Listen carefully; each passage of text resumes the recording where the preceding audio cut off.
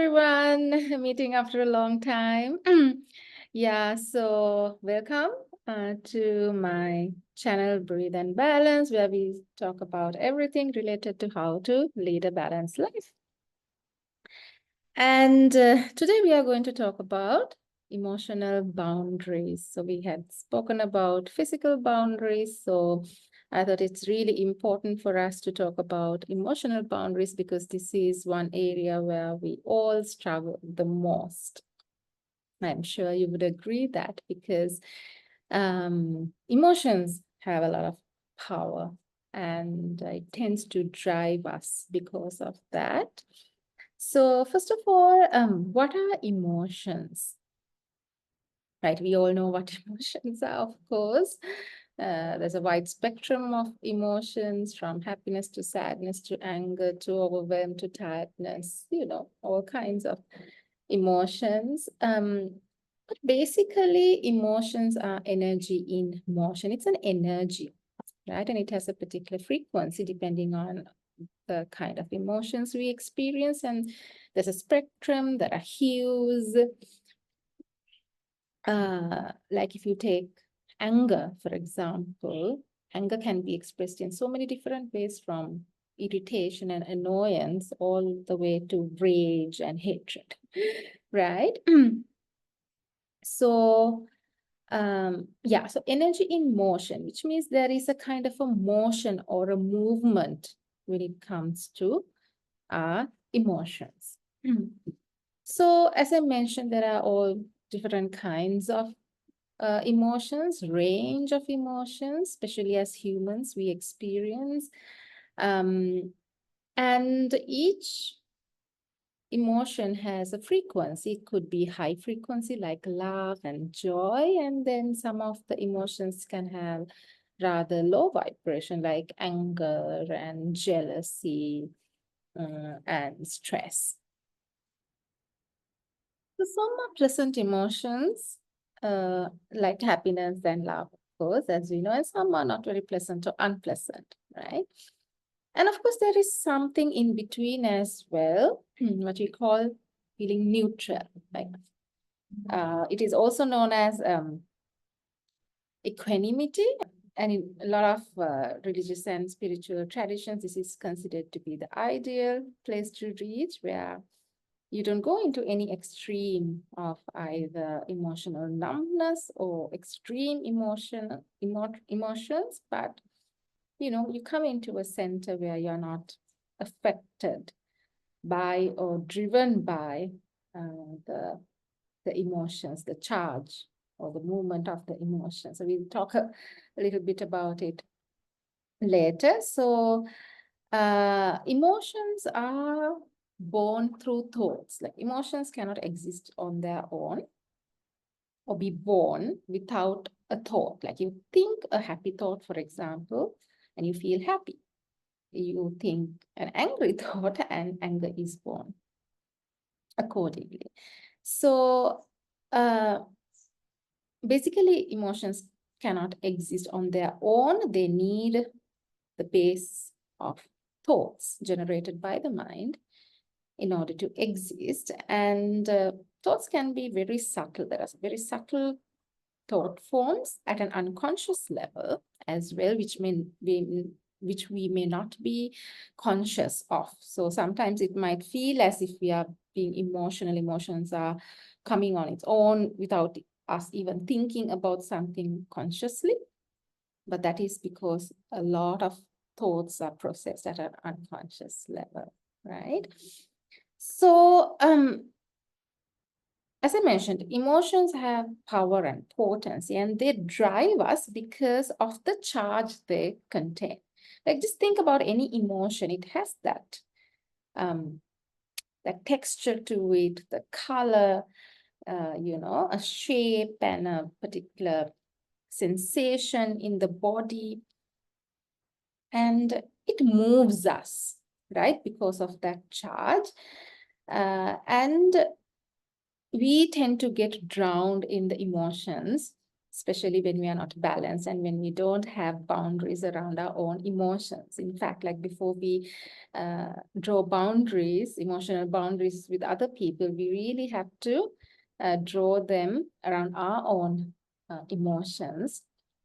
And we need to understand our own emotions before we can understand how to control or manage them, right? So, as I mentioned, we tend to get drowned in our own emotions, and so we make decisions and take actions mostly based on our emotions. And sometimes those actions and decisions can be quite unskillful or unwholesome and even harmful if we take those actions and decisions when we are in a negative emotional state or an unbalanced state of emotions, right? So it's not the thought, but the emotions generated through or via the thought that has the power to drive us, right? And I think it's important to recognize this. And if you actually look at it, if we consider the three bodies of the mental body, emotional body, and the physical body, emotional body is between the mind and the body, right? So so the emotions get generated when we think thoughts, and then the emotions create the sensations in the body, right? And if we remove the emotions, actually, the thought themselves don't have as much power to affect us or to drive us, right? And that's why it's very, very important to, understand our emotional body and what is happening there so that we learn to regulate it, balance it, so that it does not affect us negatively. Okay, so what's the difference between thoughts and emotions? Because a lot of the times, even my clients, when I ask, okay, well, how do you feel? They tend to share they tend to share what they think instead of how they feel. And that is partly because we don't have the language, or we are not familiar with the language of emotions. We have not been taught by our parents or school or society how to express our emotions, especially in a skillful, healthy manner, right? And especially when it comes to very important emotions like anger, that's why people tend to like burst into anger, and which affects their own self and their relationship situations, so on and so forth. And even emotions like love and affection, when not expressed skillfully in a balanced way, can lead to various different issues, as we all know, right?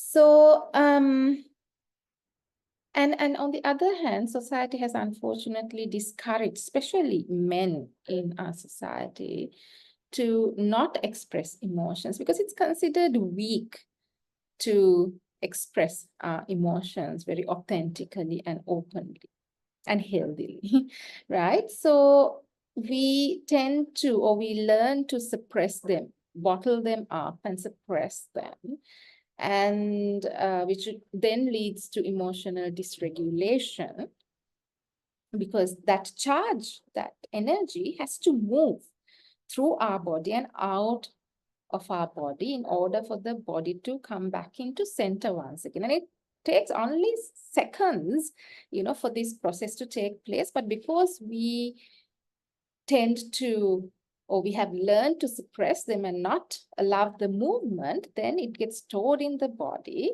and can create a traumatic response, and it can really affect our relationships and result in various illnesses, even cancer and various other, mental and physical diseases and fears and phobias and all kinds of unhealthy situations for us, simply because we do not know how to express or move our emotions in a healthy manner, right? And then what happens is that the emotions um, get attached to, or like even create the narratives or the stories that run in our mind, right? This happened, that happened, this person said this, that person reacted this way, and the emotions, the charge, get even magnified or accentuated,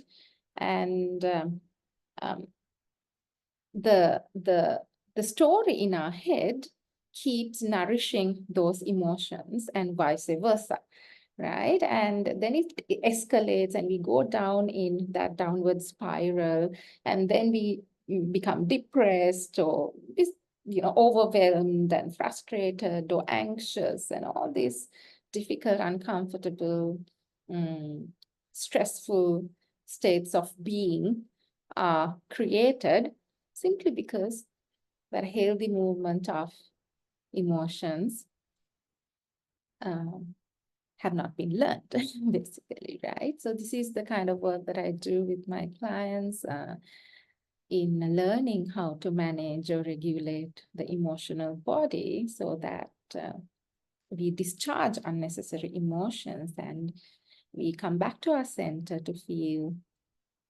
and I would say to discover the peace within, to find that very relaxed state of being and not be moved or shaken too much by all these different emotions that can be created with our thoughts and the stories in our head, right? So that takes work, of course. It cannot be done in 1 or 2 days. It takes practice, it takes diligence, commitment, attention to looking into what is going on within us, right? Which takes a lot of strength and courage as well as persistence. So I mentioned the language of emotions, right? So it's really important in this process to recognize and connect with the range of emotions that we are capable of experiencing or feeling as human beings. And then it is important to learn healthy expressions of each of these emotions to basically create safe containers in which those emotions can move and be expressed and ultimately discharge so that it doesn't get stored in our body and create unhealthy situations. It is really important to learn to balance our emotions or regulate them. But before we can do that, we need to really recognize and understand the energies of these emotions. For example, how do they manifest in me, emotions? How does my body feel the emotions? What kind of sensations do I feel, for example, when I feel angry, right? And how do I tend to express these emotions? And what are my beliefs or especially judgments around it? Do I give myself permission to even recognize that this emotion is arising in me, or do I tend to suppress it because I judge this particular emotion as bad or wrong, and consider myself as a bad person because I am experiencing or feeling this emotion, especially, emotions that are considered to be bad or wrong, like anger and jealousy, things like that, right? Which affects our self-image because then we get attached to these emotions and we consider them as a part of me. I am this emotion, and therefore I am bad because I'm feeling this particular emotion, right? So there are all kinds of things that happen around relationship with and interaction with emotions. And this may require a lot of time for our in-depth exploration. But for now, I would invite you to just close your eyes, take a deep breath in, and breathe out, and just allow your mind to settle into your body. As your body settles into your chair, and just relax. Just relax and give yourself permission to relax and think of a past event, something that happened recently or sometime in the past. And allow yourself to feel whatever the emotions that arise as you think of this particular event. As the thoughts arise, how do you feel? What emotions arise in you and how does it feel in your body? Right? For now, do this as an exercise and you can journal whatever that you feel or any insights that you get till we meet next. Okay? So all the best with your practice, and until we meet again, take a deep breath in and breathe out. Okay, bye for now.